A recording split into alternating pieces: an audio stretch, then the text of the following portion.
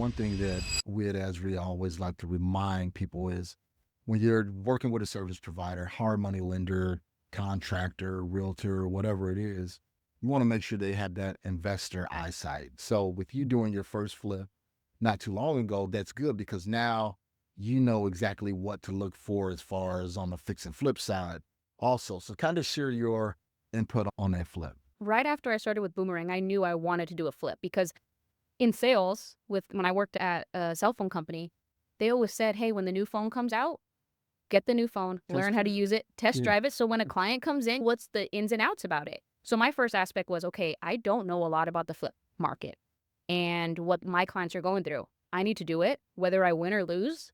I need to get my hands dirty and learn hands-on so I can be able to talk to my clients better. And so right away I started looking.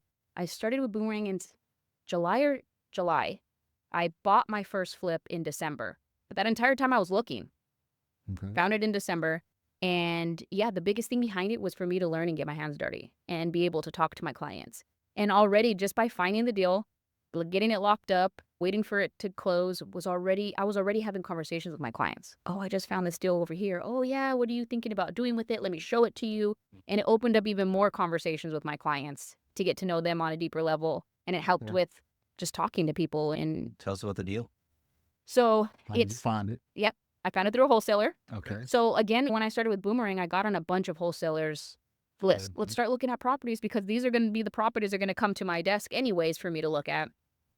So I found a property through a wholesaler and it was a great deal. The person who was living there had passed away and it had been sitting in probate for a while. So there was a ton of stuff in the property. But what was really nice is I was actually able to partner with a contractor on this deal. And I figured, okay, I know the lending side. At least I'm learning about it. I know the lending side of things. I don't know the contracting side. That was my hurdle with it. And that's why I wanted to try it. So I said, okay, let me try to play it safe a little bit and let me get a partner with me on this deal so I can at least get my hands dirty.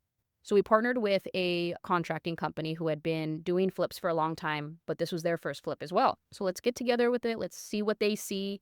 They were actually going to buy it themselves. And we met at the property when I was walking it. Oh, okay. And I heard them talking about what their plans were to do if they did it. I started talking to them. I'm like, look, I'm a lender. I want to try my first flip. They're like, we want to do ours too.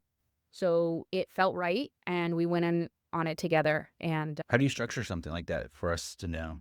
It was good. There was a couple things I wish I would have done a little bit different when it came to that. But we did do a contract between my company and his company saying that we were going to split all the profits. We didn't talk about any losses.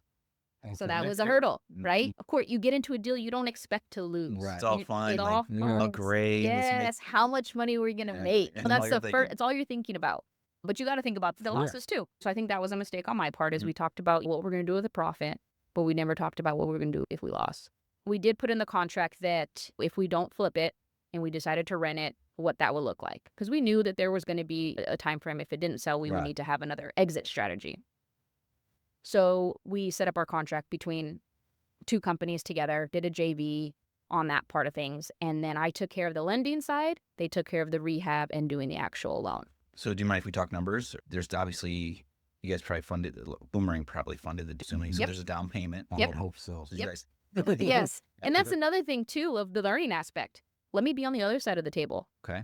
Let me see what emails get sent out to the client afterward, what kind of relationship, how do the payments work, any little hurdles, because I want to be able to talk to them about that with my clients too. So you can lend your own deal or you had to go through someone else on the team? So I went through Andrew. He double checked my work. Did you give him a Google review? No, but I should. No. Okay. So someone had to put down the down payment. Yep. And someone obviously had to put up the materials and the labor costs. Yep. I know they're doing the work, but how did all that play out? So I did the down payment and I took care of all the monthly payments on the loan side and they took care of all of the rehab, anything that needed to be done with materials. And obviously they have their own crew. Yep. So they were able to structure that part of it. We went in with a game plan. Obviously, we had a really good game plan. There's always a hurdle. What was your hurdle? Our biggest hurdle that started it off was when we got into the property and we pulled all the permits. The garage was carport before, okay? And it wasn't permitted. So they stopped us. Wait, the garage so you guys didn't put the garage in. It was a cardboard turned garage, not permitted. Okay, sorry. Yep. Okay. So when they pulled that, they realized the garage was not permitted. We had to stop what we were doing, which in Scottsdale, I think at that time in December, January-ish, took about 2-3 weeks. All right, not bad.